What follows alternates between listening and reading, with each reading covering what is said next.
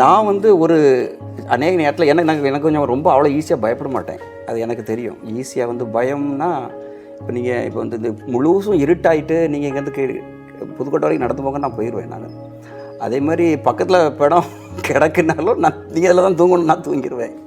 அதாவது எனக்கு வந்து அது எப்படி அப்படி இருந்தேன்னு எனக்கு தெரியலை. ஆனால் நான் அப்படி என்னையை பழக்கப்படுத்திக்கிட்டேன்னு தான் சொல்கிறேன். அதனால் நான் சில இடத்துல யோசிப்பேன், சுடுகாட்டு இது எதுக்கு இப்படி பயப்படுறாங்க, அது கலர் தானே இருக்குது, கலர் இருந்துட்டு போட்டோம், அதெல்லாம் அப்படி ரொம்ப ஒன்றும் யோசிச்சதில்லை அந்த டைமில். ஆனால் நான் எனக்குள்ள தைரியத்தையே வச்சே நான் என்னையே கொஞ்சம் இதுதான் தைரியசாலின்னு லேசாக இடம் போடுவேன். ஆனால் வந்து நான் வந்த பிறகு தான் எனக்கு தெரிஞ்சிச்சு, திருமணத்துக்கு அப்புறம் தான் தெரிஞ்சிச்சு நான் டிராக்டர், அவள் வந்து ஜேசிபி அப்படின்னு சொல்லி. அதுக்கப்புறம் தான் எனக்கு தெரிஞ்சிச்சு இது டிராக்டர் கொஞ்சம் மண்ணள்ளிட்டு போகிறதுலே ரொம்ப சந்தோஷப்படுது, ஜேசிபி வந்து டிராக்டரே இழுத்துட்டு போயிடுது அப்படின்னு. அப்போ அந்த சந்தோஷப்பட்டேன்.